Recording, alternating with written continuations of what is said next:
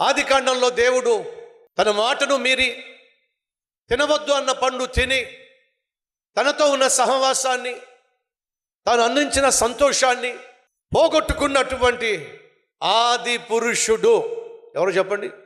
ఆదాము.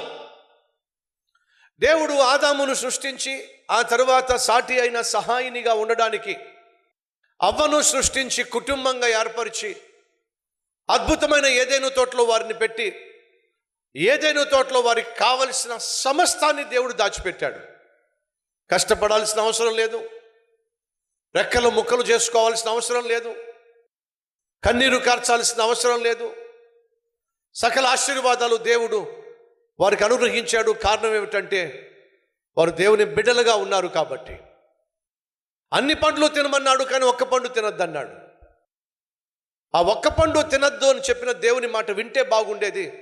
అవ్వ తొందరపడింది, ఆదాముకు ఇచ్చి పండ్లు ఇచ్చేసింది, ఇద్దరూ కలిసి తినేశారు.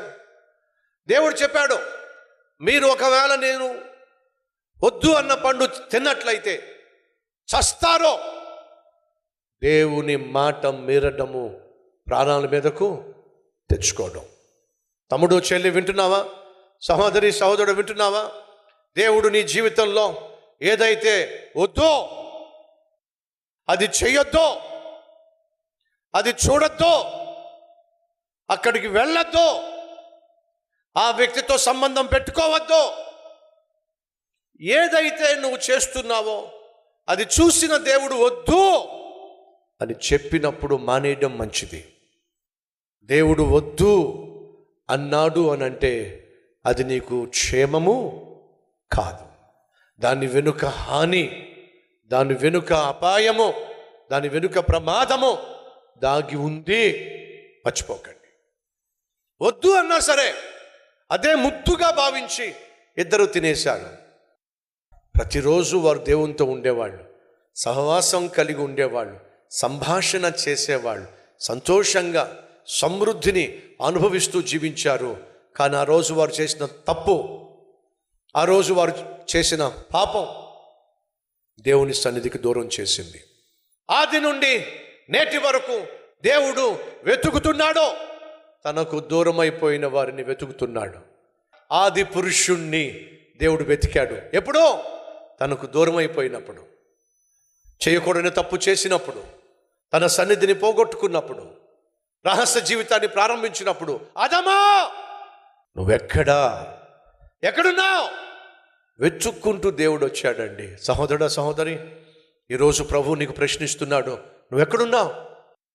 నాతో ఉండవలసిన వాడివి, నాతో సహవాసం కలిగి ఉండవలసిన వాడివి, సంతోషంతోనూ సమాధానంతోనూ సమృద్ధితోనూ వర్ధిల్లవలసిన నువ్వు ఈరోజు ఎక్కడున్నావు? వెళ్ళకూడని చోటకి వెళ్తున్నావు, చేయకూడని పనులు నువ్వు చేస్తున్నావు, చూడకూడని వాటిని చూస్తున్నావు.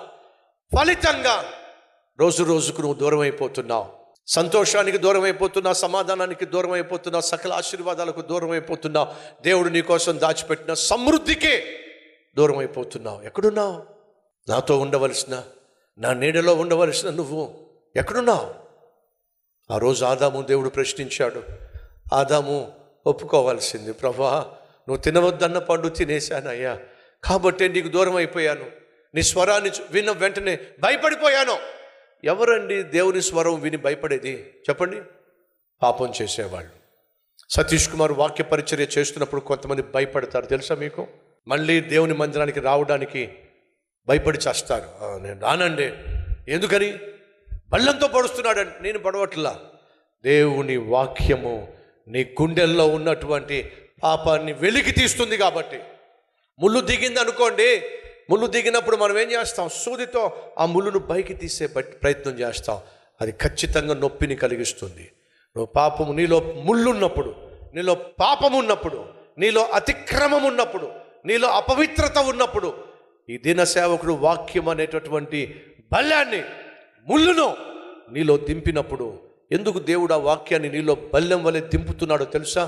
నీలో ఉన్న అపవిత్రతను బయటికి పెళ్ళగించటానికి, నిన్ను పరిశుద్ధ పరచడానికే. ఈ విషయాన్ని మర్చిపోద్దని ప్రభు పేరట మనం చేస్తున్నా. ఆదామా నువ్వు ఎక్కడా? వెతుక్కుంటూ వచ్చాడండి ఆనాడు మనిషిని సృష్టించిన దేవుడు. దేవునికి దూరం అయిపోయి చేయకూడని పనులు చేసి దాగుడు మూతలాడుతున్న రహస్య జీవితం జీవిస్తున్న సహోదరుడా సహోదరి, ఈరోజు దేవుడు నీ కోసం వెతుకుతున్నాడు. ఎక్కడున్నావు?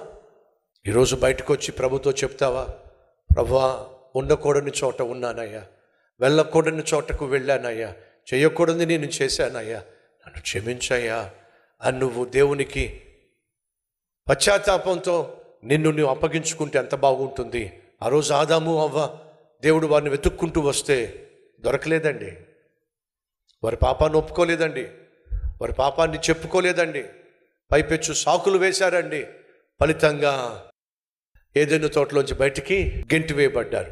దేవుడే వెతుక్కుంటూ వచ్చినా సరే దొరకకుండా ఆఖరికి బయటికి పోయారండి. రెండో, ఒక తండ్రికి 3 కొడుకులు, 3కి పెళ్ళిళ్ళు అయినాయి. పెళ్ళైన తర్వాత సాధారణంగా ఆశించేది ఏమిటంటే గర్భఫలము. 3 అన్నదమ్ములు, 3కి పెళ్ళయింది. 2వ వాడికి పెళ్ళైన తర్వాత పిల్లలు పుట్టారు. 3వ వాడికి పెళ్ళైన తర్వాత కొడుకు పుట్టాడు.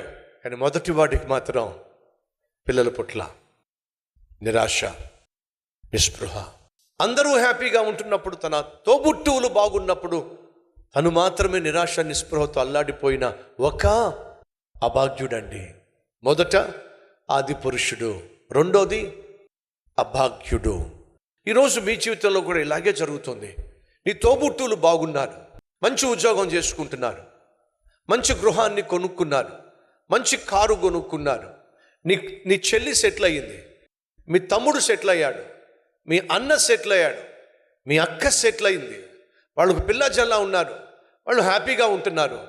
నిన్ను నువ్వు చూసుకున్నప్పుడు, నీ గురించి ఆలోచించినప్పుడు, ఎందుకని నా ఇంట్లో సంతోషం లేదు, ఎందుకని నా ఇంట్లో సమృద్ధి లేదు, ఎందుకని నా జీవితంలో ఆశీర్వాదం లేదు అని నిరాశ నిస్పృహతో అల్లాడిపోతున్న అభాగ్యుడువా నీవు, అభాగ్యురాలువా నీవు?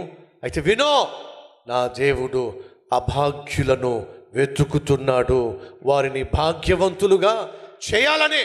అబ్రహాము, శారా అభాగ్యులుగా, సంతానం లేని వారిగా నిరాశ నిస్పృహలో అల్లాడిపోతున్నప్పుడు దేవుడు ఆ అభాగ్యుణ్ణి భాగ్యవంతునిగా చేయడానికి దిగొచ్చాడండి, వెతుక్కుంటూ వచ్చాడండి. అబ్రామా, అబ్రామా పిలిచాడండి.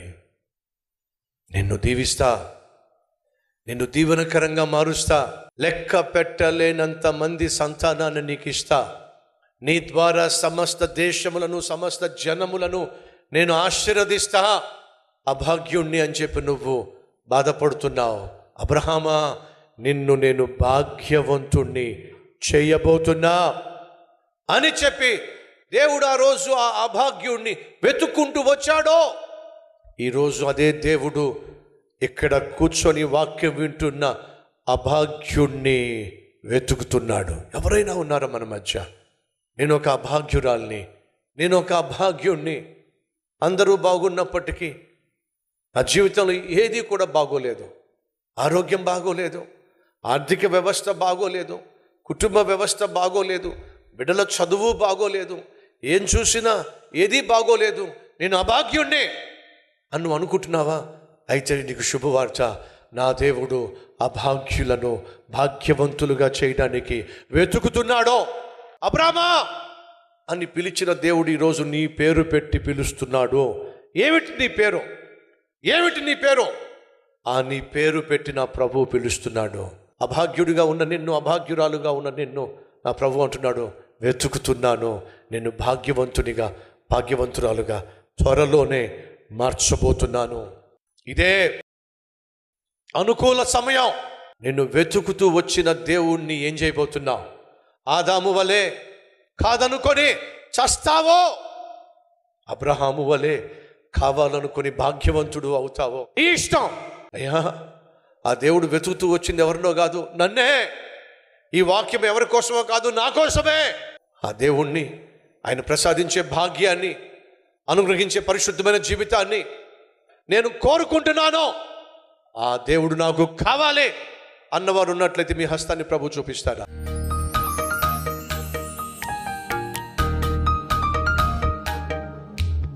యేసయ్యా, నువ్వు నాకు కావాలి, నాయన అభాగ్యుణ్ణి, అయ్యా నన్ను దర్శించు, ఈరోజు నన్ను అంగీకరించయ్యా, నా కుటుంబాన్ని అంగీకరించయ్యా, నా బ్రతుకును అంగీకరించయ్యా, ఆశీర్వాదంగా మార్చయ్యా, నన్ను ఇలాగే వదిలేయద్దు, నన్ను వెతుకుతూ వచ్చావు, నా జీవితాన్ని అంకితం చేస్తున్నా, ఆశీర్వదించు, ఆత్మీయునిగా మలచు, అనేక మందికి ఆదర్శంగా తీర్చు. యేసు నామం పేరట వేడుకుంటున్నాము తండ్రి, ఆమెన్.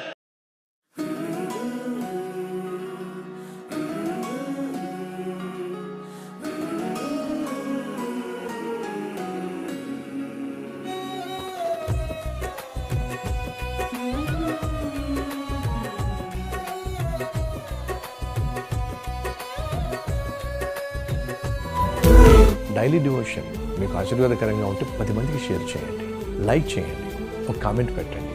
దేవుడు మీకు తోడై ఉండను గాక. షలోమ్.